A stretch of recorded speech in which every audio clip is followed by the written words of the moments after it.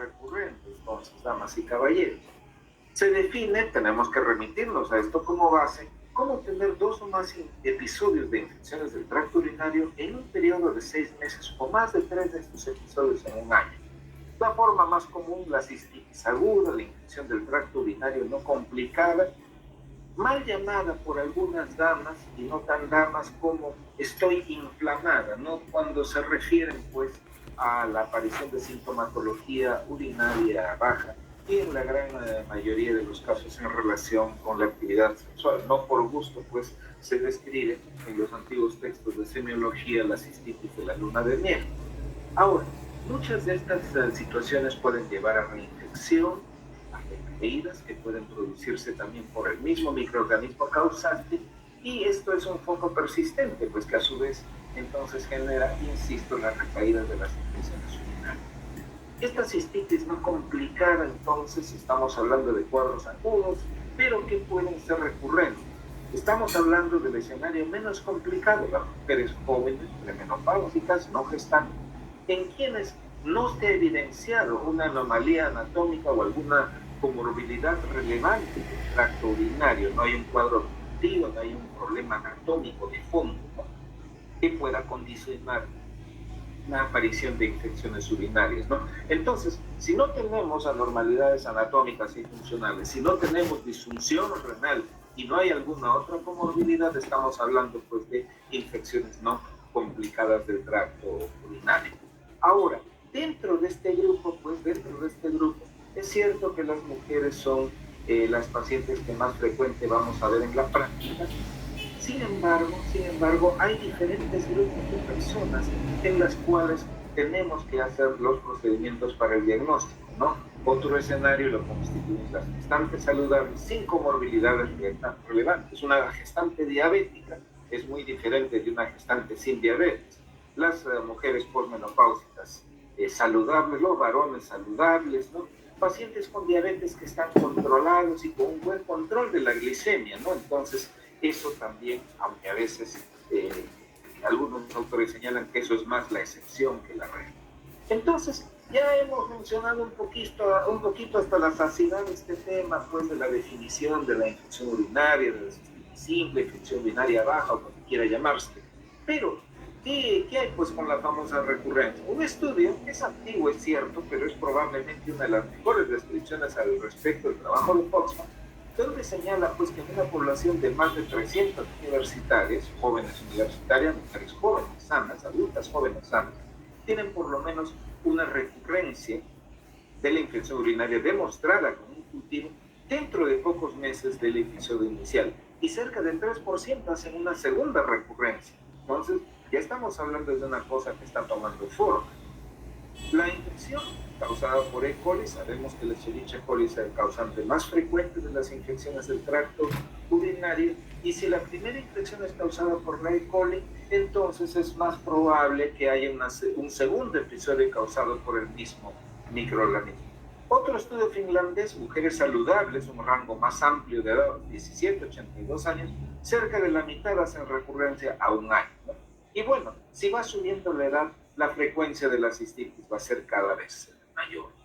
Ahora, hay factores de riesgo para esto: el comportamiento sexual, la aparición precoz de estos cuadros de infecciones urinarias, incontinencia, residuo, colonización, virulencia del microorganismo, ¿no? Hay bacterias y bacterias, las unas más agresivas que las otras, entonces esto también puede favorecer. Ahora, comportamientos, ¿no? Personas que están acostumbradas a tener una baja ingesta de fluidos. ¿Qué pasa con las damas que dicen muchas veces, yo no hago en otro lugar que no sea mi casa? Y entonces están largas horas de trabajo en el servicio de hospitalización, o bueno, donde sea que estén laborando, donde se han acostumbrado a retardar la micción, y esto las pone bastante vulnerables. Dificultad, vamos a decir, o no hacer apropiadamente el hábito higiénico, la limpieza después de defecar, el uso de ropa interior apretada también contribuyen. Todos estos factores pues aumentan el riesgo para que se presenten estas infecciones recurrentes del tracto urinario. No hay una asociación, no hay una relación causa-efecto, pero de todos modos la relación está presente. Hay características de los patógenos que favorecen la virulencia, esto es para la recurrencia, y quienes tienen estas formas recurrentes de infección urinaria tienen mayor propensión a la colonización. Hay alteración de la flora normal, pérdida de los lactobacilos, de los protectores de un área tan delicada pues, como es el tracto urogenital, particularmente en las damas. Sea como fuere, entonces, puesto el escenario y sabiendo que se trata de más de 2 infecciones en 6 meses o de 3 o más infecciones en un año, con los síntomas típicos de disuria, poliaquiuria, urgencia, dolor suprapúbico, a veces síntomas no específicos, ¿no? El dolor del área lumbar que la paciente llega diciendo, doctor, me duelen los riñones, ¿no? Y no sabemos realmente de qué se trata, cuando para empezar es un dolor lumbar en el cual estamos obligados pues, a preguntar si esto se acompaña de sintomatología del tracto urinario bajo. Y enviaremos a la paciente a estudios por imágenes si estos episodios recurrentes pudieran estar relacionados pues, con alguna anormalidad anatómica de base. Ahora, estamos hablando ahora del tema de epidemiología y yo creo que cerca de la mitad de las damas tienen por lo menos un episodio de infección urinaria durante su vida. 10% o más, 11 según esta serie, experimentan infecciones urinarias cada año. Una tercera parte de las mujeres menores de 26 años ya han tenido una infección urinaria y la actividad sexual parece contribuir con esto. Entonces, pero me dirían, si queremos ser facilistas, oye, doctor González, pero ¿por qué nos preocupamos tanto si tenemos antibióticos, si tenemos tratamiento? Bueno, pues viene con los síntomas, es un cultivo, identificamos el germen y tratamiento y se acabó, pero tampoco es calidad de vida, pues estar con tratamiento tras tratamiento y tampoco podemos estar contribuyendo con la aparición de microorganismos resistentes y una serie de complicaciones por el uso continuo de antibióticos, ¿no? Entonces, si miramos la etiología, ciertamente sabemos que E. coli es el patógeno más frecuente. Si hubiera flora mixta, E. coli no es un contaminante, refleja pues que hay una población bacteriana mixta en la vejiga y muy probablemente de origen fecal. Hay otros contaminantes que los ponemos entre signo de interrogación, puesto que diversos estudios han demostrado su papel como causantes de estas infecciones del tracto urinario. Ahora, cuando nosotros miramos esta serie, por ejemplo, 3/4 partes de las E. coli, de las infecciones urinarias son causadas por E. coli y tenemos una larga lista de otros microorganismos, incluyendo hasta pseudomonas, una larga lista de otros microorganismos que están involucrados en este tipo de patología. Y las bacterias tienen lo suyo. Este modelo pretende ilustrar características de 2 bacterias, de 2 de los causantes de las infecciones del tracto urinario, ¿no? Por ejemplo, la E. coli, que está representada aquí en el lado izquierdo de la diapositiva, en la E. coli destacan las proteínas cis-A y cis-B que suprimen la respuesta inflamatoria del hueso, ¿no?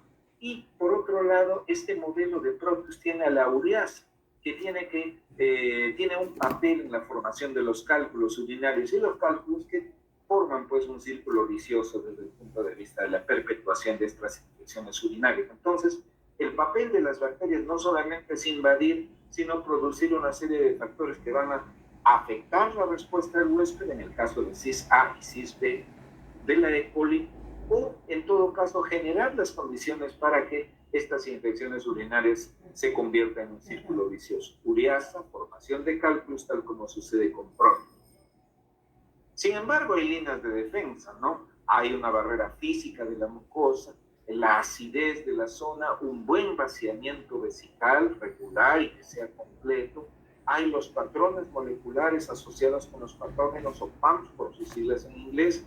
Hay los receptores que reconocen estos patrones de los patógenos, ¿no? Entonces, hay una serie de mecanismos que pueden contribuir con la defensa localizada.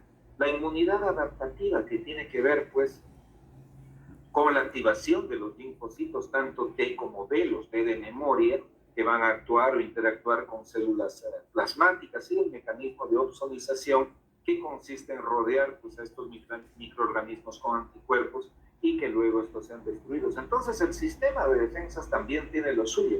Sin embargo, como se mencionó hace algunos instantes, las bacterias te las arreglan, ¿no? Para que sobrepasar, si se quiere, este sistema de defensa. Ahora, tenemos pues diferentes antibióticos y diferentes mecanismos, ¿no? Aquellos que inhiben la síntesis de la pared celular, ejemplo, toda la familia de beta-lactámicos, aquellos que afectan la membrana, el funcionamiento de la membrana celular, los que inhiben síntesis de proteínas, aminoglicósidos y macrólidos y cloranfenicol, inhibición de síntesis de ácidos nucleicos, quinolonas y las rifamicinas, antimetabolitos como cotrimoxazol o sulfa y trimethoprim, mejor dicho, ¿no? Y tenemos entonces diferentes esquemas que si usamos A, B, C, D antibióticos de acuerdo a tales y cuales esquemas, estos corresponden a las guías de la Asociación Europea de Urología, ¿no? Que señalan pues el uso de diversas opciones de antibióticos. No es el propósito de esta reunión discutir si tal o cual antibiótico es el más apropiado, tendríamos que dedicar una sesión específicamente a la terapéutica, pero estas son opciones pues que nosotros conocemos y que manejamos pues de acuerdo con nuestro conocimiento y nuestra práctica. Sin embargo, aquí entonces empieza la desunión, como solemos decir en nuestras conversaciones, cuando empezamos pues a revisar el comportamiento de las bacterias desde el punto de vista de sensibilidad. Una serie alemana, cerca de 500 aislamientos de E. coli, y noten ustedes pues cómo la sensibilidad es muy variable, o la resistencia es muy variable, ¿no? Resistencia a cotrimoxazol, 30%, resistencia a norfloxacina, 20%, resistencia a cipro, por ahí va, resistencia a amoxiclavulánico, cerca de un tercio de estas 500 E. coli son resistentes a amoxiclavulánico.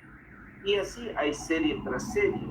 Aquí, por ejemplo, una serie local señala que la E. coli causante de la mayoría de los casos de infección urinaria y patrones de sensibilidad, de resistencia que son muy variables a diferentes antibióticos beta-lactámicos como cetotaxina y aztreonam, cotrimoxazol y la resistencia a cipro que es variable. Pero creo que por allí hay otro diapositiva. Esta es la diapositiva que yo quería encontrar. Este es un interesante estudio realizado por el área de microbiología del Instituto Nacional de Salud.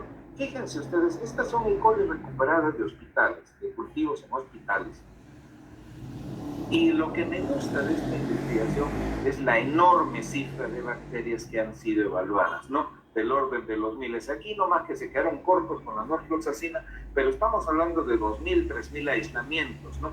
Entonces, encontrar pues estos patrones de resistencia que de 3.000, 93% son resistentes a ampicilina, bueno, eso no es ninguna novedad, que 65% de 2.700 son resistentes a amoxiclavulánico, que cerca de 60% de las E. coli en un promedio de 3.000 a 3.100 son resistentes a cefazidime y a cefutime, que un 70% prácticamente son resistentes a cipro, 70% de 3.200, ¿no? Que 76% de las E. coli son resistentes, 76% de cerca de 3.000 aislamientos de E. coli son resistentes a cotrimoxazol. En otras palabras, damas y caballeros, estamos refiriéndonos pues a un problema serio, ¿no? A la creciente resistencia de los microorganismos. Y sobre esto quisiera agregar algo que justo hoy por la mañana leímos un editorial del MD Links de Estados Unidos, donde hacía pues la comparación con la actual pandemia de coronavirus y todo lo que conocemos a grandes rasgos. Y decía pues que la desatención, el editor mencionaba que la desatención en los servicios de salud a todo nivel, no solamente aquí, bueno, aquí no es ninguna novedad pero la desatención de los servicios de salud en diferentes partes del mundo estaba contribuyendo a la resistencia de las bacterias a los antimicrobianos, y que esa era la verdadera pandemia, y que si no se tomaba acción urgente podía esperarse aproximadamente, agarrarse bien, unos 25 millones, dije 25 millones de defunciones para el año 2050. Y el año 2050 lo tenemos a la vuelta de la esquina. En nuestra lejana niñez veíamos pues al año 2000, ¿no? Como una cifra, una quimera, una utopía, ¿no? Bueno, ya tenemos 20 años pasados los 2000, todavía estamos acá en este planeta. Por cuánto tiempo más no lo sabemos. Entonces, no nos engañemos por esos plazos que parecen tan largos y tan lejanos, ¿no? Entonces, el 2050, insisto, está a la vuelta de la esquina, y lo que señalan estos autores en su investigación es que de no tomarse acción prontamente, podremos tener terribles cifras de defunciones a causa de la resistencia, a los agentes antibióticos. Cuando hablamos, de vuelta a las infecciones recurrentes del tracto urinario, hablamos de reinfecciones, una nueva infección tras haber erradicado el cuadro anterior o el patógeno anterior. Hablamos de recaídas, la reemergencia no fue eliminada por completo. Y es aquí donde necesitamos que nuestros amigos urólogos, los especialistas, nos ayuden con la evaluación del paciente, fundamentalmente para ver si es que hay alguna anormalidad anatómica de fondo, ¿no? Entonces, estos son los escenarios a los cuales nos enfrentamos y que nos llevan, pues, a estas infecciones urinarias recurrentes, donde la vasta mayoría, pues, parecen ser reinfecciones, no un nuevo episodio de infección después del anterior. Y estas pueden persistir por periodo prolongado de tiempo. Entonces, imagínense una infección con toda su sintomatología en una persona joven y activa. Eso es arruinarle la calidad de vida, y ciertamente lo que nosotros queremos, pues, es que viva o que tenga, pues, una buena calidad de vida esta persona, ¿no? Dijimos entonces que hay una clara relación entre el consumo, el mal uso, el abuso de antibióticos y la resistencia a los mismos, ¿no? Esto es un fenómeno que está aumentando en todo el planeta y hay miles de referencias al respecto. Las bacterias que se las arreglan, pues, de diversas maneras, o inactivan al medicamento, las penicilinasas, pues, que acabaron con gran parte de los beta-lactámicos, o cambian la permeabilidad o cambian la forma del receptor de manera tal que ya la llave no calce en la cerradura, o activan bombas de flujo para eliminar al antibiótico del interior de la bacteria, o cambian de vías metabólicas porque definitivamente se adaptan mucho mejor que nosotros, y eso explica su éxito. Al cambiar la vía metabólica, entonces ciertamente se pasan por alto la acción del antibiótico. Entonces, sabiendo que las bacterias se las arreglan muy bien y sabiendo que tenemos este fenómeno de la resistencia, entonces cuando enfrentamos estos cuadros en estas pacientes, una cistitis aguda, no complicada, ¿qué queremos con el tratamiento? Bueno, queremos que mejoren los síntomas. Queremos evitar que esta mujer se reinfecte. Lo mejor, claro, una terapia antibiótica lo más corta posible. Una terapia corta favorece el cumplimiento, cuesta menos, tiene bajo impacto en la flora, porque ¿de qué nos sirve dar un excelente tratamiento por tantos días y los pocos días esta mujer retorna a la consulta por prurito e hinchazón ahí abajo? ¿Qué pasó? Volamos literalmente la flora normal y ahora tiene una micosis localizada, una vulvovaginitis candidiásica, por ejemplo, producto de haber eliminado a la flora normal, ¿no? Entonces, estamos, sin saber y sin querer, generando una complicación. Ya hemos hablado de la definición de cistitis recurrente, no vamos a insistir en eso.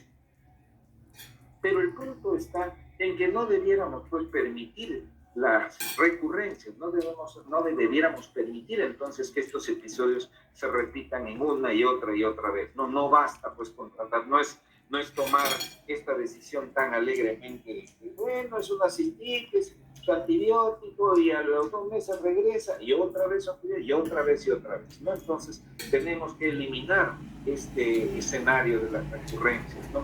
Ya se mencionó el papel de los antibióticos y ya se mencionó el papel de la multidroga-resistencia. Por tanto, necesitamos ofrecerles entonces a estas personas una forma de prevención, de preferencia sin el uso de antibióticos, porque la cistitis, pero doctor, a veces me podrían decir, que alguna vez lo han hecho algunos de los estudiantes, pero es una enfermedad benigna, doctor, 3 días, 5 días con el antibiótico y se acabó. El dolor, el malestar, la ansiedad. Entonces, a veces somos descuidados y no tomamos en cuenta esos factores en las pacientes, particularmente la afectación en su calidad de vida, ¿no? Es tantos días con síntomas, tantos días de restricción de actividades, no asistir a clases, no asistir al trabajo, estar en cama, no hacer las labores de la casa, no cumplir con sus obligaciones laborales. Entonces, que ciertamente se le complica la vida a la persona afectada. Y si queremos manejar apropiadamente pues la cistitis recurrente, hay que prevenir pues estas infecciones recurrentes de tracto urinario mediante 3 vertientes: ofrecerle quizás antibióticos por un periodo prolongado de tiempo, ofrecerle profilaxis sin antibióticos, cambio de comportamiento. Entonces es allí donde surge la pregunta que pretendemos. ¿Qué pasa si le ofrecemos antibióticos por un largo tiempo? Vamos a estar seleccionando bacterias, vamos a seleccionar poblaciones de bacterias que se van a tornar en multidrogoresistentes. Y realmente pues son pocas las opciones de antibióticos que están saliendo. No tenemos antibióticos nuevos por un largo tiempo. Tenemos por ahí algún isómero de algún antibiótico conocido. Y bueno, no existe pues el antibiótico o no existe el medicamento que esté absolutamente libre de efectos colaterales, ¿no? Entonces, y no estamos diciendo que esto no sirve, esto sirve definitivamente, pero tenemos estas limitaciones. Las guías de la Sociedad Europea de Urología señalan pues que si la paciente tiene un buen cumplimiento, bastaría con una terapia antimicrobiana de corta duración. No son precisamente entusiastas en ofrecer estas dosis diarias o semanales de agentes antimicrobianos por tiempo prolongado, tal cual es la práctica habitual, ¿no? Hay esquemas que si mifepristona, que si fosfomicina, que si cefalexina y cefaclor, cefalosporinas de primera generación, y en caso de pacientes gestantes, ¿no? Entonces, no estamos diciendo que esto no sirve, esto sirve, pero ojo, ya hemos dicho que la profilaxis, el uso prolongado de antibióticos, entonces puede llevar a la selección de microorganismos resistentes.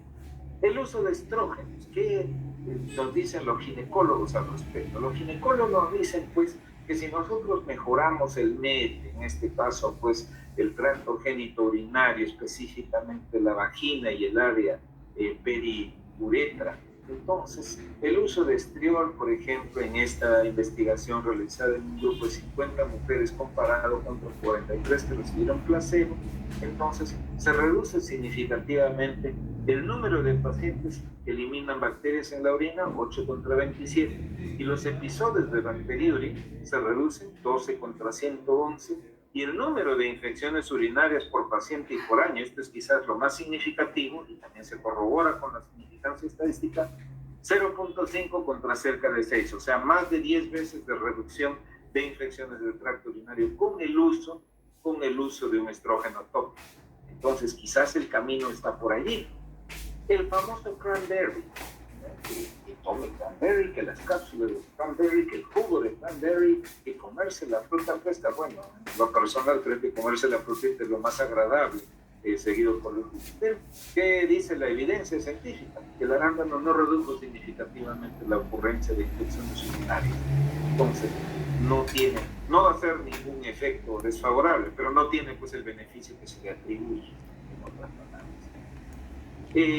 Uso de bloqueadores de la adhesión, D-manosa, lo comparan aquí contra un antibiótico, en este caso contra nitrofurantoína, ¿no? Tiene un efecto similar al de la nitrofurantoína y la idea es evitar que las bacterias se adhieran al urotelio y o a la superficie del tracto urinario bajo, ¿no? Entonces hay una cifra significativa de pacientes que permanecen por periodos de tiempo sin infecciones del tracto urinario. Pero tenemos entonces pues todavía una pregunta sin respuesta. Se han presentado una serie de opciones, ¿no? Desde el punto de vista de la protección de las pacientes, sin embargo pues queda todavía la búsqueda de la respuesta. Entonces, ¿qué ofrecer? Presentemos entonces aquí al producto que en parte es materia de esta conversación, un lisado bacteriano de E. coli liofilizado. E. coli, causante principal de las infecciones del tracto urinario, se hace un lisado a partir de 18 cepas uropatógenas de E. coli. Ese extracto se conoce con la marca registrada que aparece en la figura, así que refirámonos a él como OM89, más apropiado para mi gusto. Un inmunoestimulante. Ajá, inmunoestimulante. Vamos a favorecer entonces la acción del sistema de defensa. Eso suena interesante, ¿no? Claro, suena suena muy bonito en el papel, pero ¿dónde está la evidencia? Y eso es lo que vamos a presentar entonces, porque no se trata tampoco de decir alegremente esto sirve para esto y para aquello, si es que no hay una evidencia de por medio. Pero ¿qué nos dice la evidencia para comenzar? HOM89 estimula las defensas contra estas infecciones recurrentes. Si este medicamento se administra o está preparado, se administra por la vía oral, se absorbe a nivel intestinal y es allí donde ingresa pues a trabajar a nivel de las células dendríticas, activando posteriormente los linfocitos T cooperadores, los T helper, y a los B, que tienen que ver también con la memoria inmunológica. Estos, mediante una serie de interacciones, van a favorecer la acción de las células asesinas por naturaleza, natural killer, aumentando pues el número y la actividad de los macrófagos, ¿no?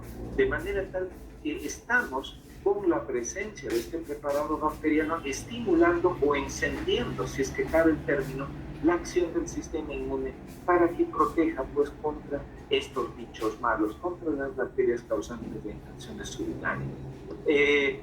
Pueden decirme a estas alturas, sí, doctor González, muy bonito ese mecanismo, eso es la teoría, pero ¿y qué hay? ¿Qué tenemos en concreto? Tenemos estudios clínicos. Aquí van los estudios clínicos, entonces, damas y caballeros. Controles comparados contra placebo, 6 meses de tratamiento.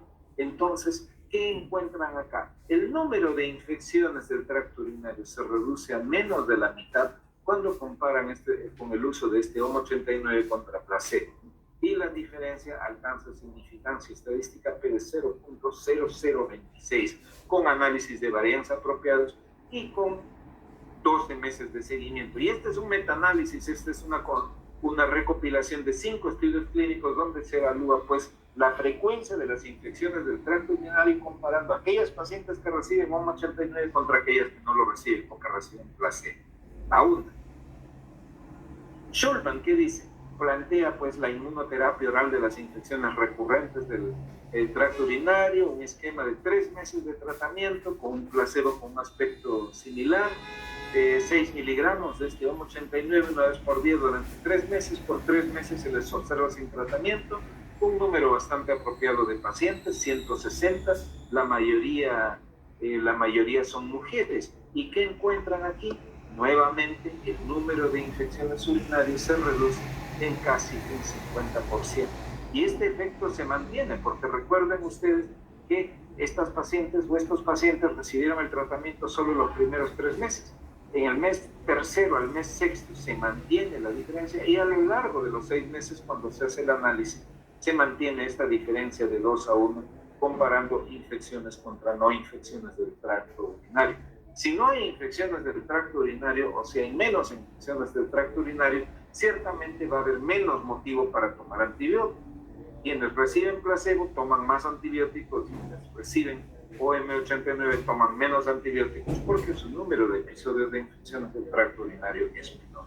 Y eso con significancia estadística también. Entonces, bajan las recurrencias, baja el uso de antibióticos, las pacientes mejoran clínicamente y el riesgo-beneficio, ahora que estamos tan sensibilizados con los posibles efectos adversos, ¿no? El grupo que recibe el preparado HOM89, 2 eventos adversos, 11 eventos adversos en aquellas que recibieron placebo. Entonces la cosa no solamente pinta bien, sino que tiene una buena justificación. Bauer, en otro estudio,